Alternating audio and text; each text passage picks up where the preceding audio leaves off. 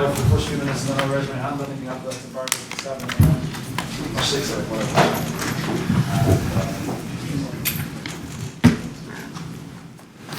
Okay. Question, please. Martin, obviously a vital game ahead. How will you go about it with the players? Will you pick through what happened on Saturday, or are you one for just putting that to one side and moving on? No, of course we've got to try and analyse where the game itself, where we made a few mistakes, where we could have done better, and then obviously move on from then. Try and rectify it if we can, and talk about it really. Not much chance in the time allocated to sort it out on the field in the practice pitch, but at the end of it all we can watch the DVD and run through it from there. Have you watched it back yet? I know you were disappointed straight after. I wonder what your reflections are now.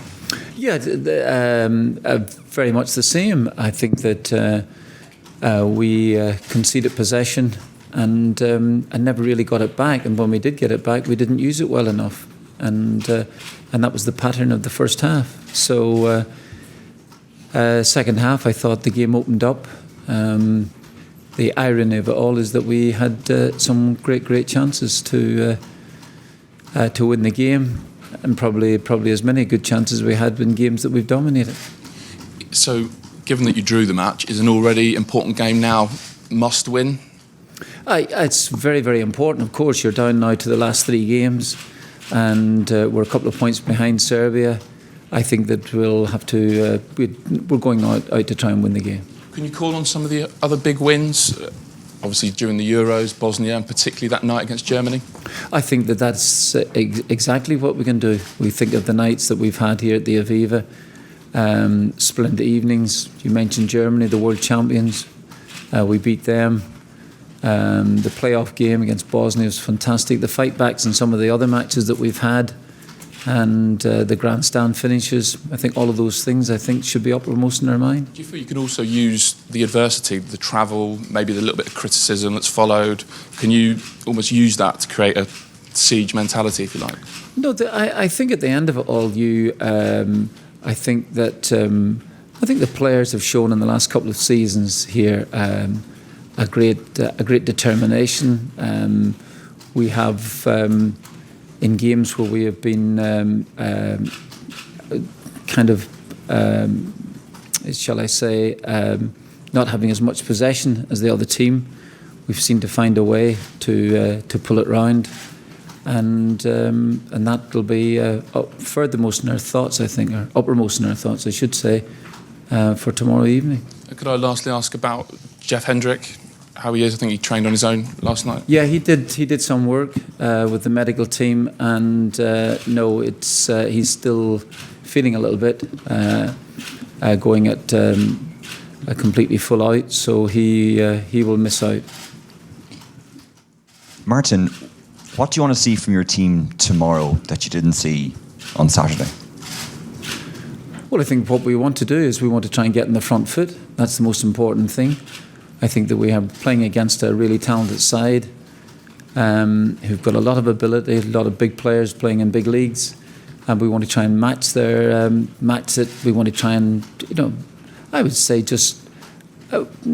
I think over the years here, I think that there's been very strong Irish performances, certainly at the Aviva. In my time, we might have gone through a 10, 15, 20-minute period where things have not worked for us, but we've seemed to have fought through. The game where John scored here against Austria, I think, was case in point, where it was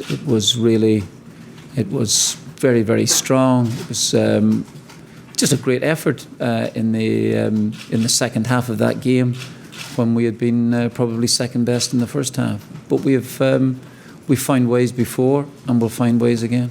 And John, how are the players feeling after Saturday's game? Are you guys extra motivated now after tomorrow's game? I don't think we need any extra motivation. I think obviously we're all disappointed with the result. I think we sat here after the last couple of games. We said it's never going to be plain sailing in the group. I think that we're a team that we're not one of the top teams in Europe. Spain, Italy, Germany, France. We're not going to run away with the group. We're always going to be competitive and be in there. It's a disappointing result, but it's always going to be the same mentality to go into the Serbia game to get the 3 points and to win the game. So, we can draw on past results we've had at the Aviva and hopefully give it full throttle and go for it. Martin, I know that possession won't win you football matches, but our possession stats weren't great last week and haven't been great for a lot of the games. What can we do tomorrow evening to improve holding onto the ball and having more possession of the football? Well, what we'll try and do for a start, we've been in a tough group where we were 4 seeds in this group. So there was Wales, Austria, Serbia in front of us. So what we're going to try and do is we're going to try, if we can, we're going to try and win a group that's been difficult to start with. It's number 1. If we can't win the group, we're going to try and get into the playoffs for a start, which would mean then that we've actually finished above teams who were rated in front of us. You have to ask why maybe they're rated in front of us in the last couple of years. Maybe that their records are better, maybe their coefficients are better over a certain period of time. I don't know. Wales's efforts in the Euros, very commendable. In fact, was excellent. And we're in there fighting. That's what we're doing. We're in there fighting. We are unbeaten in the group at this moment. It's hard to believe that there, but we're unbeaten in the group. And we're going to try and do 2 things, as I said. We're going to try and win the game. And if we can't win the game, we're going to try and get something out of the game. But first and foremost, we're going to try and win the match. If we win the game, then we set ourselves up for a grandstand finish. Is there a fear factor in the Irish team, do you think? You know what we mentioned before, when we go behind, we seem to go into our shell a bit? When we go behind? When we go in front, rather. Sorry, that's not true. That's not true. We have gone, you, I think, once said that we scored after 2 minutes in the game. So we've 88 minutes plus whatever extra time the referee's going to play out. I wouldn't call that actually going into your shell. We went behind, we have played, I think, over 20 games, anyway, I believe, at competitive level in the last 3 years. And I think it's, I think once that we've gone in front and been beaten, and that was against France. Serbia, the last time when we drew there, were without Matic and Kolarov. Would you agree, a more difficult proposition with those 2 players in particular in the field? We've been without top quality players throughout the tournament at different stages. We've got a world-class player recovering from a broken leg, and we're having to fight all the time. So it wouldn't matter whether they're stronger or not. We have a game in our hands, and we're going to try and do our utmost. As the players have done, they've come up big in different stages. That's why we made the Euros. That's why we made them, because of this great strength that we possess. We are not the most talented outfit that has played for the Republic of Ireland.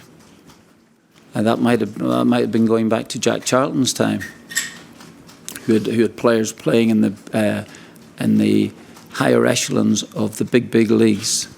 But we have a great spirit, and I'm sure that there will help us enormously tomorrow night. The fact that Seamus was with the lads today, how important is that? How big a boost? It's always a boost to see Seamus around about the place. He's a world-class player. He's been a really, really great captain since he's taken it over. And it's nice to see him. He's making really good progress at club level.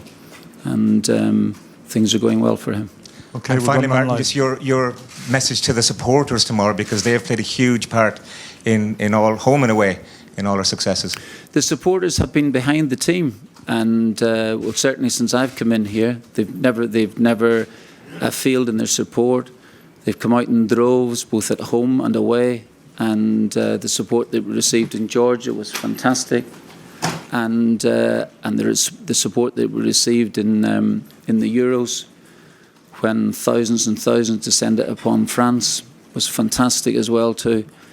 And they have been supporting us, and they know our strengths, they know our weaknesses, like everybody else, and they've been incredibly supportive of the side, and it's been much appreciated on this side of it.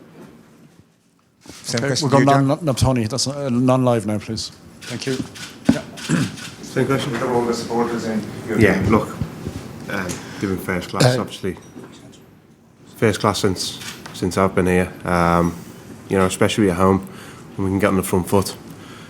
We've seen the atmospheres, you know, we can create as players, and it's hard playing in games sometimes where you give up possession, and sometimes it's hard to watch. But when we can get on the front foot, make teams make mistakes, press them high, I think that suits us probably a bit better. But seem to generate an atmosphere as well inside the stadium, and as I said, we can draw on those previous games where we've had at the Aviva, where that atmosphere is electric and it invigorates the players on the pitch.